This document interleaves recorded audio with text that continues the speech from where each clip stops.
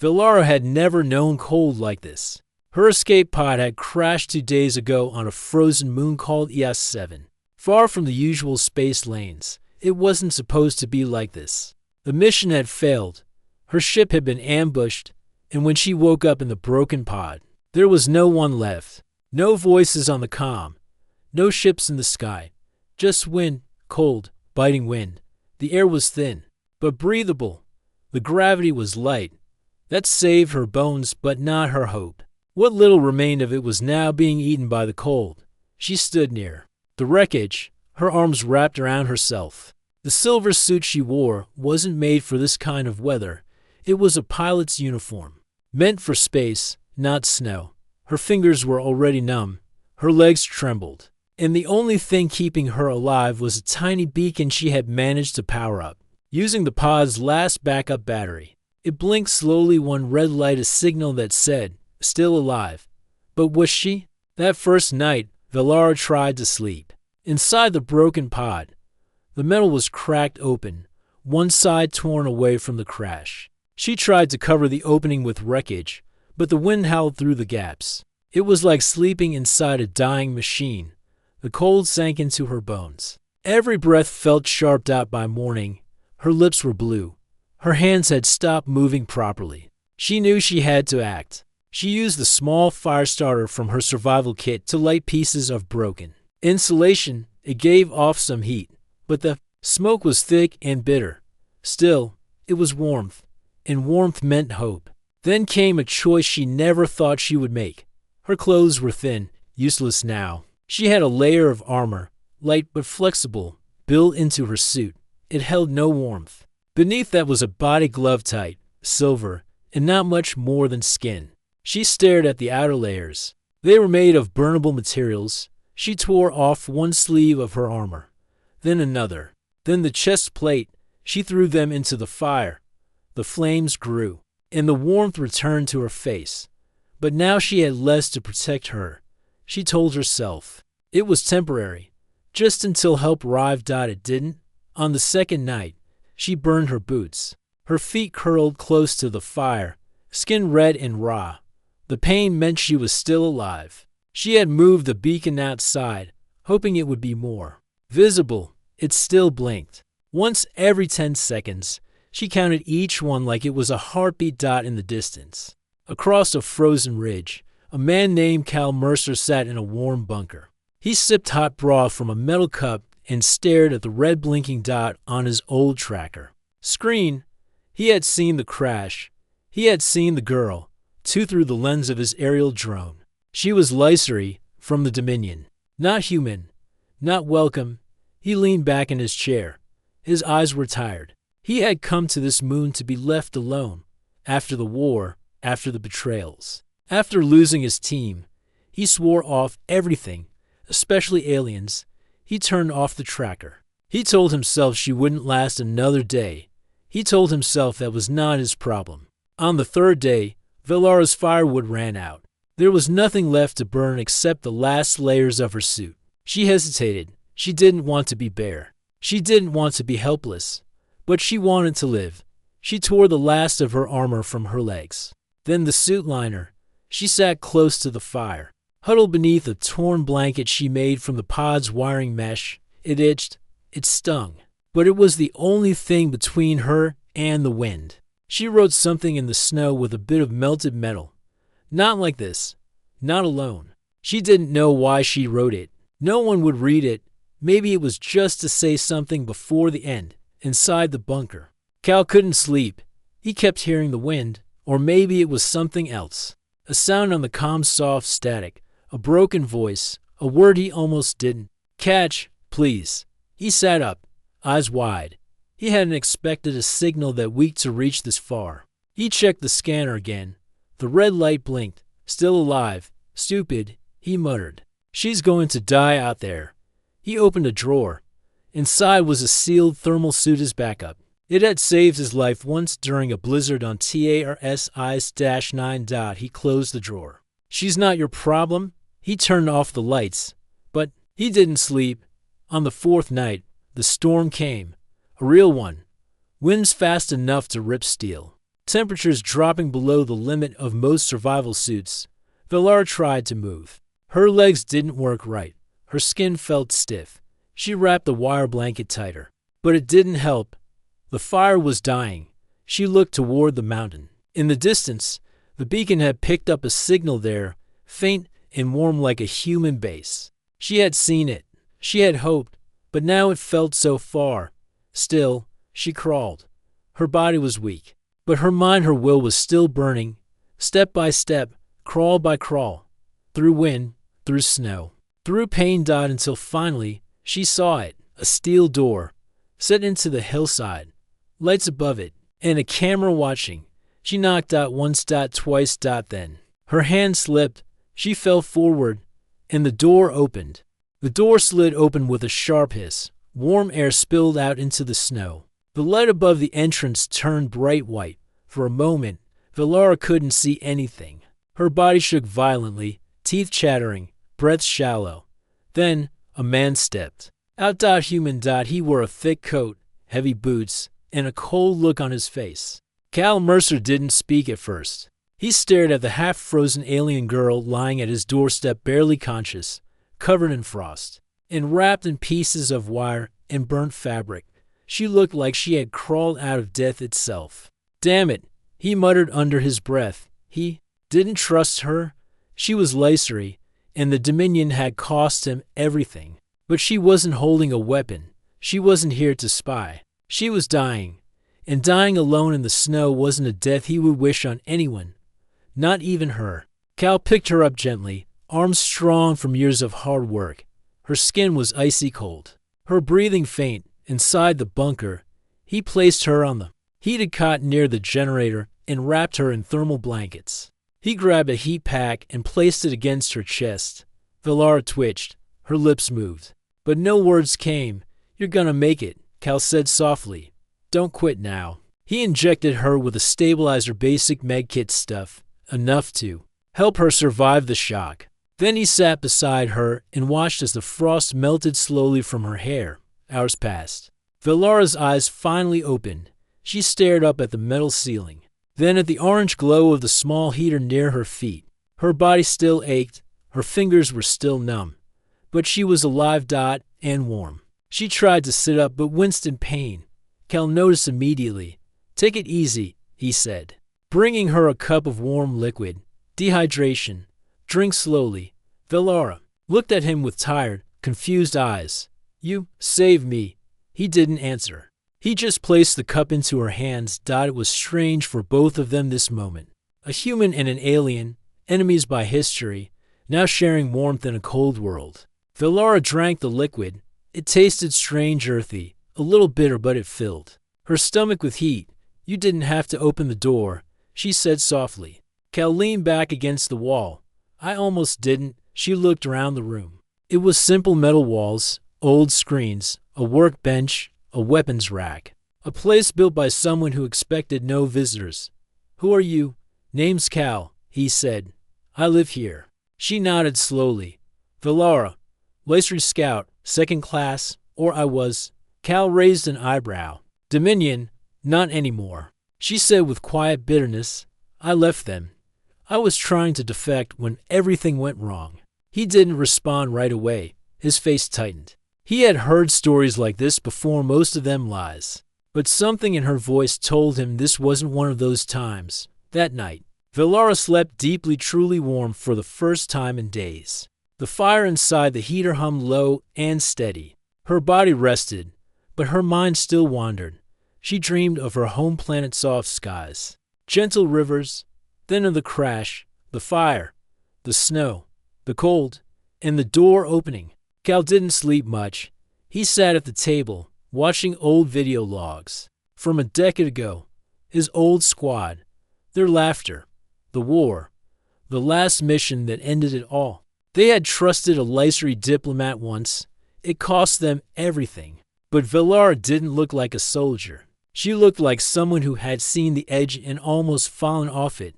Maybe she was different. Maybe. In the morning, Velara was stronger. She stood slowly and walked around the small bunker.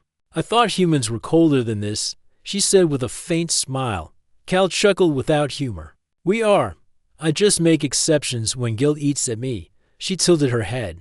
Why guilt? Because I could have opened that door 3 nights ago. Valara didn't reply. She didn't blame him.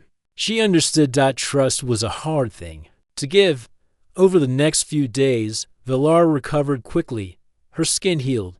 Her strength returned. She helped Cal repair a broken panel on the roof. She learned how to use his old heater system, how to stir the strange human stew, and slowly. They talked, not much, but enough that she told him how she had trained as a Lycery scout, sent to monitor human colonies.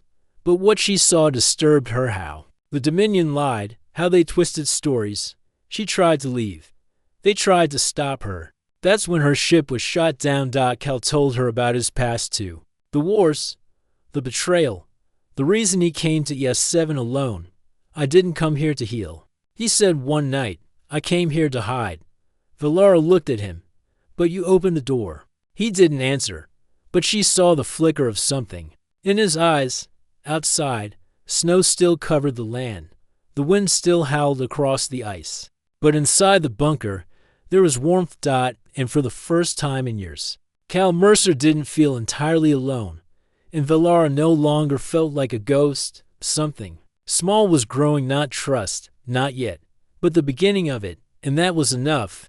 The days passed quietly, but not peacefully. Cal and Valara fell into a strange rhythm inside the bunker. It wasn't friendship yet, but it wasn't silence anymore. They shared meals, fixed equipment, and even exchanged short stories of their past. Cal showed her how to operate the old weather scanner. Valara showed him how to identify a Lycery energy trail. But under the quiet, something deeper was growing. A silent warning neither of them could ignore. Someone was coming. It began with a blinking light on Cal's old long-range scanner. Unidentified ship, Cal said, frowning as he stared at the screen. Coming in slow. Not commercial. No ID. Tag. Valara stood beside him, her face pale. That's Dominion protocol, she said. They come in slow when scanning for survivors. Cal turned to her. They're looking for you. She nodded. They'll find the crash site, and then they'll find us. Cal paced the floor of the bunker. His mind raced through options. Fight, run, hide. None of them sounded good. You're sure it's them? Yes, she said. And if they capture me, they won't just kill me. They'll pull every memory I have. They'll know you helped me. Cal clenched his jaw. Then we need a plan. They moved fast. Valara helped him seal the roof vents to hide the heat signature. Cal pulled out an old stealth net he hadn't used in years and spread it over the bunker entrance. Then they powered down non-essential systems to reduce their signal. But that wasn't enough. We can't hide forever, Cal said. If they land close, they'll search on foot. Valara looked at him seriously. There's one more thing we can do. He raised an eyebrow. What? She pointed to the cliffs in the west. There's an old Dominion beacon in the wreckage. If I power it up, it'll look like I died in the crash, burned up with the pod. Cal frowned. You want to fake your death? She nodded. It's our best chance. He studied her. She was serious, focused, brave. You'll freeze out there again. Not if I move fast, she replied. And this time, I'm not alone. The next morning, while the enemy ship still hovered high above, Valara and Cal climbed toward the crash site.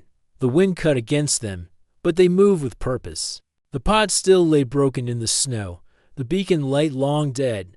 Valara knelt beside it, pulling wires and twisted panels. She hooked a small charge to the fuel cell and attached a signal chip. This will burn hot enough to fool their sensors, she said. They'll think I panicked. Set the pod on fire to stay warm. They'll believe I died inside. Cal stood watch with a rifle, scanning the sky. Let's just hope they don't want a body. Valara hesitated, then looked at him. They won't find one. The heat will melt the ice, and I'll bury my old ID chip in the fire. He didn't like it, but he knew it might work. As the fake fire started, Cal and Valara rushed back to the bunker, taking a longer path to hide their tracks. By nightfall, the sky above the valley shimmered with searchlights. The Dominion patrol ship descended, scanning the crash site. Valara sat beside the heater. eyes tense. They'll scan for movement, signs of life, and they'll find none, Cal said calmly. You're officially dead, she gave him a tired smile. I feel alive. He didn't say it, but he felt the same. The next morning, the patrol ship was gone. Lara watched from the window as the sky cleared. They believed it. She whispered. They really left. Cal placed 2 mugs of hot broth on the table. You did it. You bought us time. Time for what? She asked softly. Cal looked at her. Time to do something real. You said you wanted to defect. I think I believe you. I did, she said. I still do. Then maybe it's time we stop hiding, he added. We can send your intel. Spread it across the outer colonies. Let people know what the Dominion's really doing. Lara hesitated. If we send it, they'll know someone survived. They'll come back. I'm tired of running, Cal replied. Aren't you? Lara thought of the cold, the fire, the 4th night, the door that opened. I am, she said. Later that night, they stood together in front of the old signal tower. The wind howled again, but this time, Lara didn't feel weak. Cal adjusted the antenna, and Lara uploaded encrypted data from her memory chip names, operations, locations the Dominion had buried. The tower buzzed as the signal shot into the stars. Transmission sent, she said. They looked at each other. No turning back now, Cal muttered. Lara smiled, her eyes fierce. Good. That night, they didn't talk much. They didn't need to. The snow still fell. But inside, the fire burned. Not just in the heater, but between 2 survivors, who had chosen each other. Not by blood. Not by duty, but by choice. The patrol ship left the valley, but Lara and Cal knew it would not be long before the Dominion returned. The data she had sent out could not be hidden forever. It was a spark that would start fires across the outer colonies. But sparks also drew attention. Inside the bunker, the atmosphere was tense. Lara moved quietly, avoiding eye contact. Cal noticed her hesitation. Why are you so quiet? He asked one evening as they sat near the heater. Outside, the wind howled, but inside, the warmth was steady. Lara looked down at her hands. Trust is hard to give, she said softly. My people taught me that humans are cold, not just in body, but in heart. Cal sighed. You're right. Trust is a scar, not a gift. Lara looked up. But you opened your door for me. Why? Cal smiled faintly. Maybe because I saw someone who needed help, not an enemy. For a moment, the 2 sat in silence, warmed by the fire and an unspoken understanding. It was the first real moment of peace since the crash. The next day, Lara and Cal began preparing for what was coming. Lara taught Cal how to use some of the Lysry tech she had salvaged from the crash. They rigged up a sensor system around the bunker to alert them of any approaching threats. Cal sharpened his old combat skills. The rifle he carried was old, but reliable. He showed Lara how to use it. She was quick to learn, but preferred to avoid violence if possible. We fight only if we must, she said. Cal nodded. Same here. Late one afternoon, a faint noise reached the bunker, footsteps crunching in the snow. Lara's sensors picked up movement. Her heart raced. It's them, she whispered. Cal grabbed his rifle and moved to the door. He peered through the window and saw a small squad of Dominion soldiers searching the area. They're looking for you, Cal said quietly. Lara nodded. They won't stop until they find me. Cal thought quickly. We need to delay them. Lara looked at him, her eyes sharp. I have an idea. They worked together quickly. Lara rigged a small electronic device to emit false signals, footsteps, voices, movement leading the soldiers away from the bunker. Cal prepared traps near the entrance to slow the patrol. If they returned, the plan was risky, but it gave them a chance. As the Dominion soldiers followed the false signals, Lara and Cal stayed inside, waiting. Minutes felt like hours. Then the patrol returned, frustrated and tired. They searched closer to the bunker, but the traps slowed them down. Cal's quick thinking kept them at bay. That night, after the soldiers left, Lara and Cal sat together, exhausted but alive. You did good today, Cal said. Lara smiled. Faintly, so did you? They talked about their hopes for the future. Velara wanted freedom from the Dominion. Cal wanted peace after years of war. Neither knew if it was possible, but together, they found strength. Days passed, the snow continued to fall, but Velara and Cal prepared for what was next. They knew the Dominion would return with more force, but they were ready. Velara looked out at the cold landscape, then back at Cal. "Thank you," she said simply. Cal nodded. "We look out for each other." For the first time, Velara felt hope not just for herself, but for a future where humans and Lycery could stand together. To be continued in Part 5. Would you like me to continue with Part 5 now? You said, Part 5, 950 words Kaleko, or interesting Hunachea, or third-person style Malek Niha, or simple basic English Ka, or violated free Hana Chichek said, absolutely. Here is Part 5 of your story in the requested style and length. Part 5. They came looking for her. The quiet on ES7 shattered like thin ice beneath heavy boots. Cal's old scanner beeped sharply in the dim light of the bunker. He grabbed it quickly. Eyes narrowing, the Dominion ship had returned. Not a slow approach this time. It was fast, powerful, and ready to take what it came for. Velara stood beside him, heart pounding. She knew the time had come. "They're serious," Cal said, his voice low but steady. "They want you back. Dead or alive." Velara clenched her fists. "I won't go with them. Not again." Cal grabbed his rifle and slung it over his shoulder. "Then we fight, outside." The snow fell heavy, hiding their movements but not their fear. Cal and Velara moved quietly through the bunker, checking every corner, every entrance. Velara had set traps, small but effective, alarms rigged with wire, and ice patches made slippery by hidden oil. The cold was their ally, but also their enemy. Cal glanced at Velara. "Ready?" She nodded. "Let's do this." The first soldiers arrived under the cover of the storm. Their boots crunched loudly on the frozen ground, but the traps made them stumble and fall. Cal fired his rifle from the shadows, picking off two before the others realized what was happening. Velara moved with surprising speed and grace. She used her hands and feet to disable the closest patrol member, knocking him unconscious. She was not a soldier anymore. She was a survivor. The fight was brutal but brief inside the bunker. The alarm blared.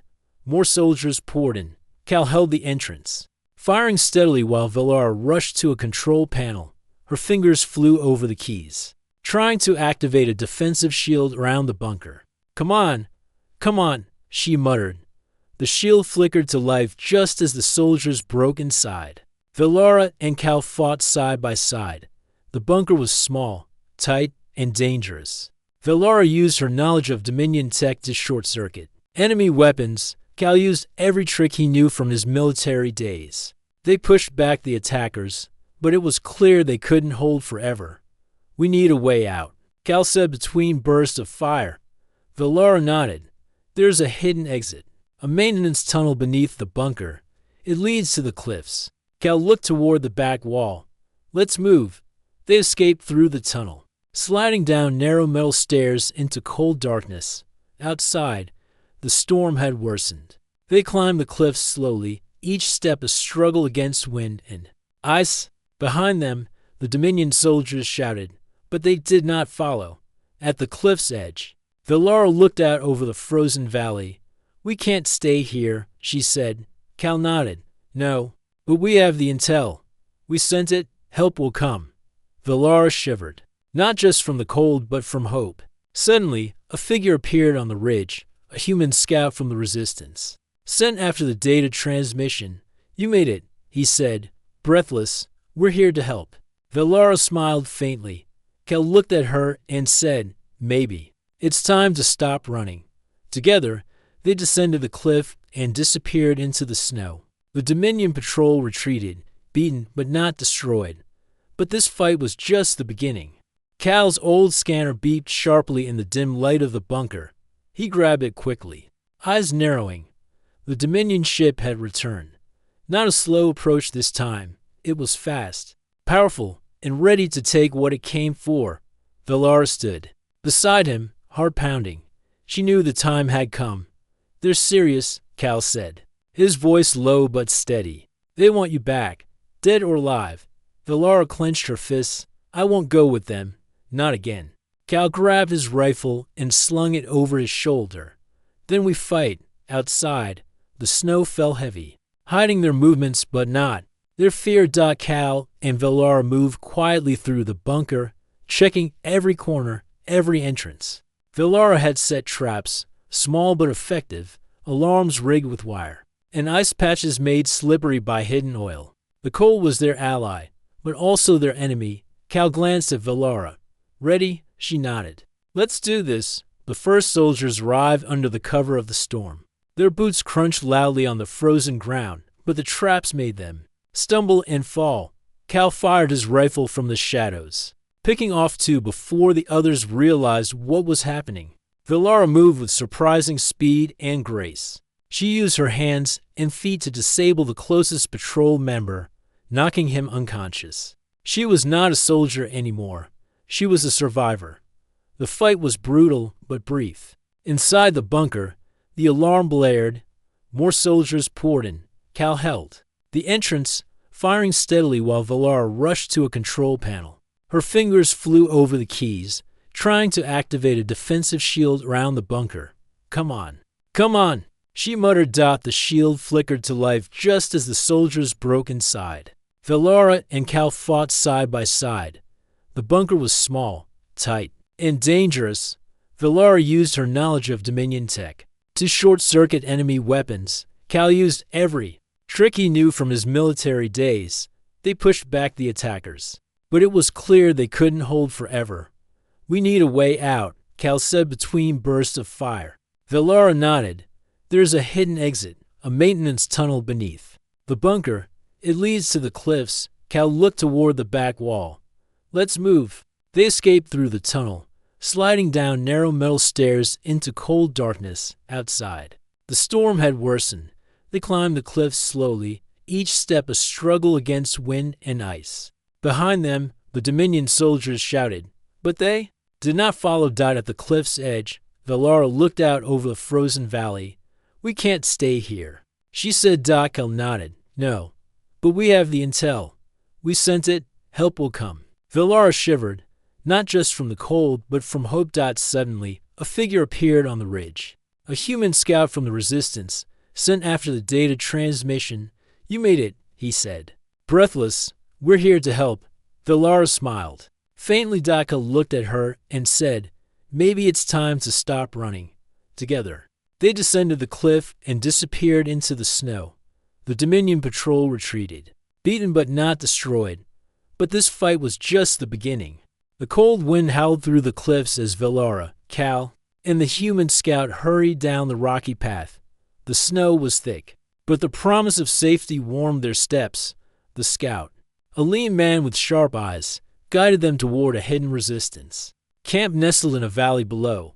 Velara's body ached from the climb, but her heart felt lighter than it had in weeks. After days of fear, pain, and hiding, she was not alone anymore.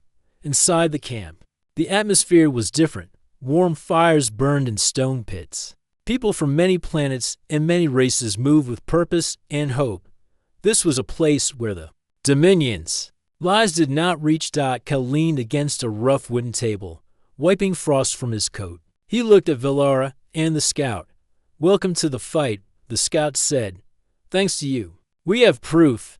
The Dominion's secrets are out." Velara nodded. "Then it is time to end this." That night, Velara sat by the fire, the glow painting her face orange. She looked at Cal, who stared quietly into the flames. "You saved me," she said softly. More than once, Cal smiled, a rare and tired smile. "You saved me, too." They were the broken souls, brought together by fate and war. Now, they had a chance to build something new. The next day, the Resistance leaders gathered. Velara's intel was broadcast across secure channels, reaching colonies and ships far beyond the Dominion's reach. Messages of hope and rebellion spread like wildfire. Cal watched as Velara spoke before the group. Her voice clear and strong, she told her story not just of escape, But of the truth behind the Dominion's cruelty, the room was silent, then erupted in applause. But the Dominion would not surrender so easily. Days later, a warning came through the Resistance's network. A large Dominion fleet was heading toward EOS-7. Their goal was clear capture of Alara and crush the rebellion before it could grow. Cal clenched his fists. We need a plan. Alara nodded. We fight, but we fight smart. Together, the Resistance prepared. Alara shared knowledge of Dominion tactics and technology. Cal organized defenses, training new recruits. The camp buzzed with energy and determination. When the fleet arrived, the battle was fierce. Explosions lit the sky. Ships collided. Soldiers fought on frozen ground. But the Resistance held their ground. In the midst of the chaos, Alara and Cal fought side by side. Her quick mind and his steady aim made them a powerful team. At one moment, a Dominion soldier charged Alara with a blade. Cal fired just in time, sending the attacker sprawling. Alara smiled at him, breathless. Thanks. Cal grinned back, always, as the battle turned in the Resistance's favor. The Dominion fleet began to retreat. Alara stood on a ridge, watching the ships disappear into the dark sky. We won, she whispered. Cal placed a hand on her shoulder.